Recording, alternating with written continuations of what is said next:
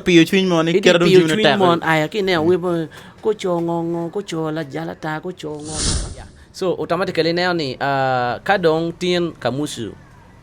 fans obedo duong support no obedo duong mo wa ko mi like 1 million then o bol mo chero kuno fans obedo knock riemo ki stage ki mi ire me biali mi abi itam next time nak belu mo bol pedong belu mo pekelo chene chitam no bol da furu be yobu we mo kane donc po be yobu we yone kid yo gene gana chiel mane no iti balu lyrics I know no ke wero museo gang kene mo be pecham wazidi ka toy art jomu take frustration no we to be no pecham pian what you wachamu yeah, but it's okay. Disability is not inability. Let's learn how to live in a society. Ngolo ki go ne po beru mirigi o miri bet ket gi chalo dano ni 10 quart ket gi o miro pewa wet gi wana yo miro wa coin gi. Striker Kenano, I want to ask you these questions. Kenano kar mamunu chawe no tima knock to like luwe knock. My community ke wa ne ngari la we wang beri kumi be dano be ke kawara madani ni to ale kado a do gang money down is too pro yes but kaineno kai comparing car machon mawunu cha wene ki nowadays car machon challenges bertie ma tek to al ke jimene no worme ma more okay we car wachani jimu kan oberu yacht jimu kan bene oberu tek ikinati epok we distribution. My distribution was something really very hard because look at YouTube we no me carry CD yes and then it is look CD acha we be the tape compact yeah bora kanya ngoi 2008 I did a song called Kuolobo from Brother Martin studio so we now ko tape inono mirini kwany and karchan wa komwa gum ni presenter bino gamu we kiburi then akanya ngo promoter kanya no chulo gi achula like presenter pe chulo presenter makon gi na gi yenyo we no be acha ne computations that pe tek to twal kita committee ni so manyuri kay nano bene lock up ping bene affecting our music industry no so exactly because imagine those days presenters yenye waye nowadays one of those yenye presenter no me chana me wako ino ko mi gi mo wako ino ko you know bene peraj you know when for kwana gine it's promotion because kinero mod the presenter maybe and then we tima pola mo mira toge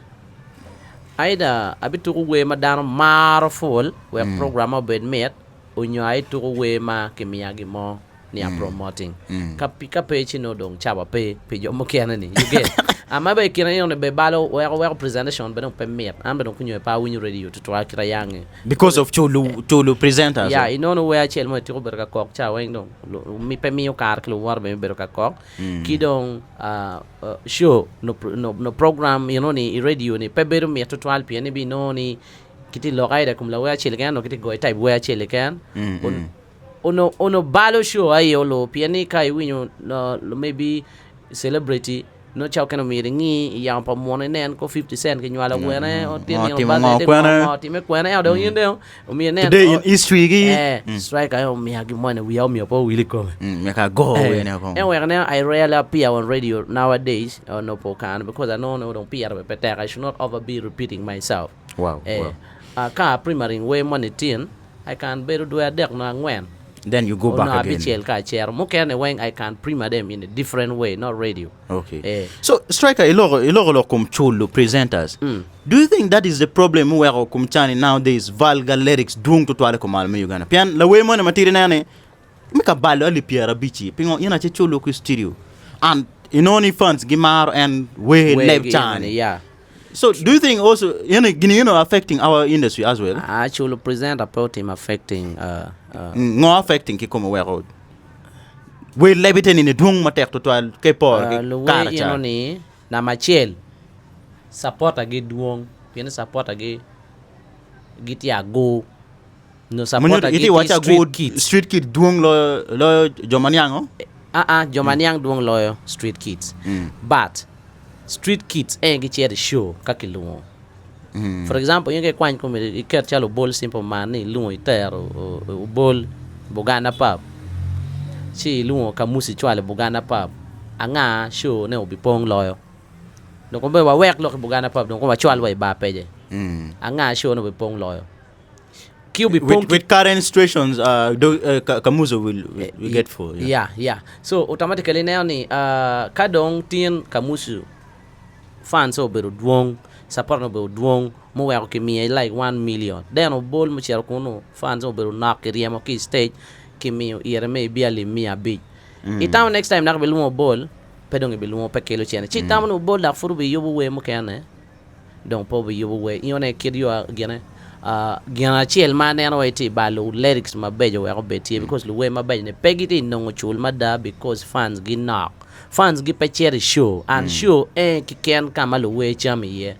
kejeti wani fans wuma chona don go down du go chalo vuno ma chamo kan get take responsibility ba pechere show ko go cher go we ki chupa tomorrow mi ochwala tiene gang kwan dire ma ya take nyom ka money you get so no Jimmy doing we and when you may way for we man that's why now kumelu we rinyo ma dui full mi cher ka yinyo kamala kubuti ye because kenyo at least ichamo you know nyom kenyo le gradations not here yes nyom money bino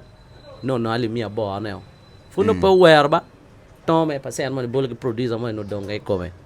yone cham di kenyo and wano twera enene igo dance all ma mer no igo me we funyi ni funyi me down me igi yo bata ko ge lock we char ku yakir penya go twera pa down ki kanyaro there's no money coming into you yeah but I love the fact the way when ma wero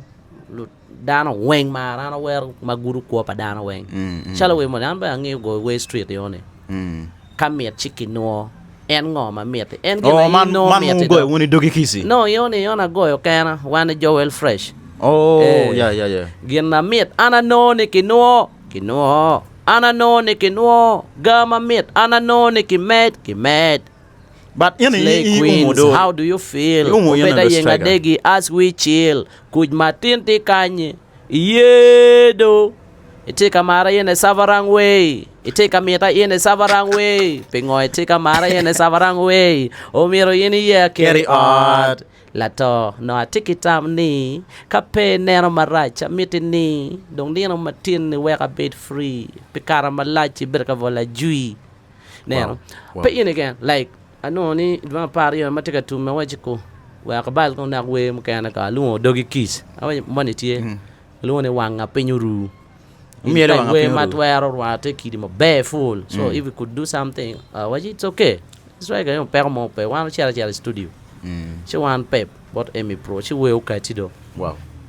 abiri kidi wanga penyuru madong be gugya na ko wa de ko wa rikere piana wa ai li kumi wanga penyuru so go la ko lyrics so karma do studio go la ko swag and dama de pe ba bal kong lo ien wa tim kan wa vi editing kong do wa dog man na ko ayela pe afoi ni chi yon ba ne ni we ko me dong gen git ka la ko ne be dong ko zon pe git ka le ma beto toal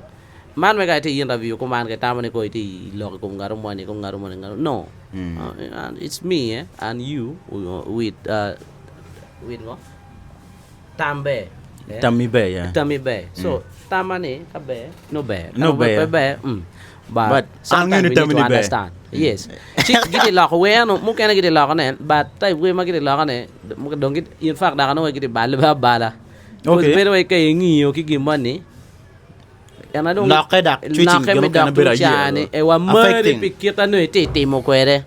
donc kay en ko mi la ko kita no ite mo kwere kay ruenyo dano be ki ko mi so an lego ne gino mi romete ki la we yone go bet ki gen kira bet go be ruenyo crowd money then go be developing no crowd gi mo Canada go be don chi we go be we mada because ko mi ga ite we mano piu dano we agage last time I was talking to some woman watching kira wa we in ni abi du pilote na ko ngongo ne yoni when we gauge yin ko ya abi ngo kira ka me du pe ngo I du ka te mo ngo de ka piu twin mo ni kira dum juna ta mon aya ki ne we ko cho ngongo ko cho la jala ta ko cho ngongo man ko ano you know when yet it yer la cho e wa cho la cho do vuru kiri ka de you bere because in ko yet ko nya pe ka ngar mo no bare mi waj me ni cho wono tem wa kija ko ngo ko man po yelo just apologize there's a way ma you can bring it pe ni yer la cho we ko mon ko mi wi go pil mo because no we konyo gyo and then we matiga geja penny wa why ni ko we pa wo ni ko we anga we rejo ti jo we o kana gino e fonye be kulong very in opposite direct. Opposite like I don't care we chalk never na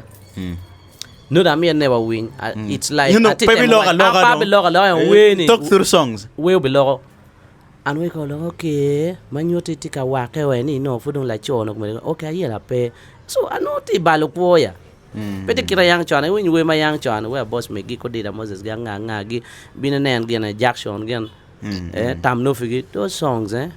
we are pato has maintained the game but no live go ngong it's okay and kana te cher ke keni we kai ta chao business chu mi re we bit business strictly and gimai kana timo makelo chane chi ono mio ko ni beru yot o mi carry e chawani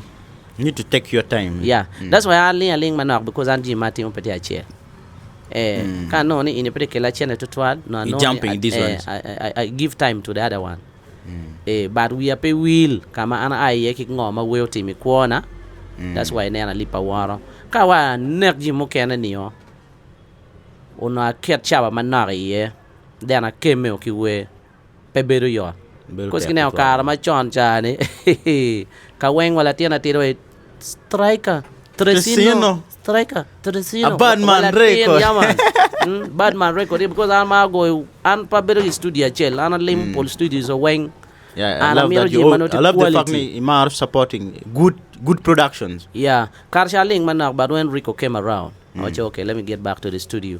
cause no take go away my mate ki easy when I jam in there go away chong ma beer bor ki Rico and was a hit songs I remember when beru hit when chero kampala bor ko no goyo tio loko en be dama kirabe no Kenya we okay do pe chamo de gara chele kan no jukona chele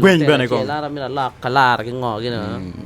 do bo grade the machine kan no ti go we en no ti producer pa fresh kid Gilliam voice gi chanya juri kwe chanya kuona chanya kumera ti project marom album achel bor ko no but Grey Town Grey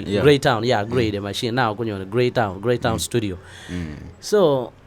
you know me just an ko lo wow afo ma tek total striker pingo may waji ne at least ka unity neno wa mere take your time actually we change our industry I think striker tell us mamega kache etika mieto advertisement you can call on the nama matika karping